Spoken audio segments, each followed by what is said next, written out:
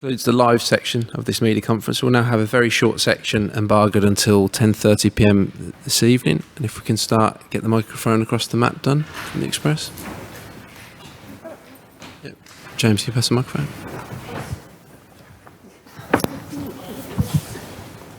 There you go, Matt. Sorry, yeah. I just wondered, you seem to take everything in your stride, whatever you do. Do you remember a time in your life when, like the rest of us, you felt nerves, whether it was a driving test, a maths test, something, a mountain to climb or whatever? You hit the nail on the head there, my driving test. Well, how come and how nervous were you and how badly did it go? I hated it. Do you know what, actually? I had to be in at Villa after it because we were leading up to the FA Cup final. And I still weren't driving, so I think it was like the Thursday and the final was on a Saturday, I think, and they wanted me in. So I had my driving test, and straight away, as soon as I pulled out the test centre, I stalled the car, and I knew that I'd failed straight away. So I just said to the guy after 2 minutes, I said, "Have I failed, mate?" And he was like, "Nah, come on, carry on." But I knew that I'd failed, so I just got out of the car and went to training. And was that nerves, and why don't you feel those on the football pitch? Because I'm confident in my ability. I obviously wasn't confident in my driving ability. But, with football, I just try and go out and play, like, at the end of the day, I've done it my whole life. I've done it every day in training. I've done it as a kid, playing in these games. So when I step onto the pitch playing in a big game, I just tell myself, that it's just a game of football, It's just what I've done my whole life. So I just try and take it in my stride. I don't change anything. I just go with the flow and just do what I normally do. Thanks, Matt. We've got a few on Zoom to get through, so we'll start with Sam Wallace from The Telegraph. Hi, Jack. Can you hear me okay? Yeah, Sam, mate. Yep. Jack, there's often debate about sort of players like you who are very different to the rest and how we get them into England teams. I'm just curious, what do you think your best position is, and where are you happiest playing on the pitch? Because you play in a lot of different roles for club and country. I'm not too sure actually. I like obviously playing off the left. I obviously play there for Villa. I have a good relationship with Matt Targett, who obviously helps me, when I come inside and stuff. But yeah, I enjoy playing number 10. If you're playing as a free in midfield with 2 number 8s, I like playing there. Any of them really. It's just as soon as I'm obviously on the pitch, I'm just at my happiest.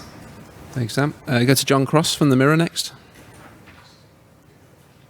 Hi, Jack. I was just going to ask you about maybe your sort of kind of conversation with Gareth Southgate, and also just working hard that you alluded to. Is that an aspect of your game that's sort of the tracking back and sort of kind of getting back and helping the defensive side of the team that you've really worked hard on to try and nail down this England place in the last few months? Yeah, I'm not saying that he says to me, you need to go and run and get back and stuff. He didn't actually say that. We had a chat for a while, which was obviously a good chat that I had with him. But deep down, I knew that that was something that I could work on. I've tried to do that, as much as I can this season. Obviously, I think I need to do it more and be more disciplined when I'm playing more central. But yeah, that's just something that I knew that I could work on. And obviously, I went away and I've tried to do that as much as possible this season. Thanks, John. Next, go to Craig Swan from the Daily Record. Good afternoon, Jack. I hope you're well. Hello, mate. You all right? Yeah, I'm okay, thank you. Jack, it's a very intriguing group to get started. Obviously, England, yourselves, and Croatia are rightly viewed by most people as the favourites to progress. The Czech Republic will have their say, obviously, but I just wondered how you assess the threat of Scotland and how much of a challenge you think they may pose, because they kind of fly into this a little bit under the radar and without a lot of pressure on them. Do you feel they're a danger in the group? Oh, definitely, yeah. I think they've got a really good side. They've got, players. They've got John McGinn, Che Adams, Robertson, Tierney, McTominay. Who are all fully established Premier League players who have played a lot this season. I think they'll obviously pose a massive threat to everyone in the group, and I think especially, it being Scotland, I think they'll be playing 10 times harder, running 10 times harder, and doing everything because they're playing against England. I've had a bit of a laugh and a joke with John McGinn over the past few months about the game, but leading up to the game, I won't be speaking to him at all. Thanks, Craig. Next, go to Dan Kilpatrick from the Standard. Hey, Jack. You spoke about Harry Kane's great season there, and a big part of that's been him kind of dropping deep and getting all these assists with sort of balls over the top. I think most people think that probably Marcus and Jayden and Raheem are better suited to doing that, kind of getting in behind, using their pace. But is that a role you think you can play for England? How is your link up with Harry? Do you think you can kind of get behind, get on his balls, and he can assist you getting goals? Yeah, of course. He got a lot of assists, obviously, but you've also got to remember how many goals he got as well. He's an unbelievable player. I think every year he's just getting better and better. I see what you mean, obviously, from some of his assists, that he's had this season for the likes of Son and Mora, and they've been like runners in behind. That's another thing, that I can work on. As soon as I finished the game the other night, the manager, Dean Smith, messaged me saying, well done, but you need to run in behind more.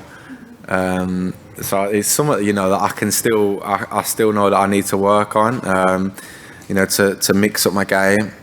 You look at the likes of like Mason Mount. He's so good. With the ball coming to feet, but he can also run in behind as well. So it's probably something that I can improve on, and that I will try to improve on. Thanks, Dan. And we've got time for one more, so we'll finish with Nick Ames from The Guardian. Hi, Jack. There's been a lot of talk recently, of course, about what the atmosphere in the stadium is going to be, fans booing before, cheering, that kind of thing. And I don't want to go down that specific road with you, but can you just talk a bit about how important it will be if the supporters create a real buzz around the stadium before the first game and create that positive atmosphere, and what difference that would make to the players? I can't actually explain enough. If we have that positive atmosphere, I was just speaking to Declan Rice actually in the swimming pool after, just about the Three Lions song and stuff like that, and I showed him a video. It's just stuff like that it certainly gets me pumped up, and makes me happy, and I know it does for a lot of the other lads as well. It's that positive atmosphere, singing, which I'm sure we'll get. You only have to look at videos from Russia in 2018, and you'll see plenty of them. But that's the thing that I said earlier about the nation coming together, and that will only spur us on and make us perform better. So fingers crossed that can happen. Thanks, Nick. Sorry to disappoint those that had their hands raised, but we're going to have to conclude it there. Thanks for joining us today.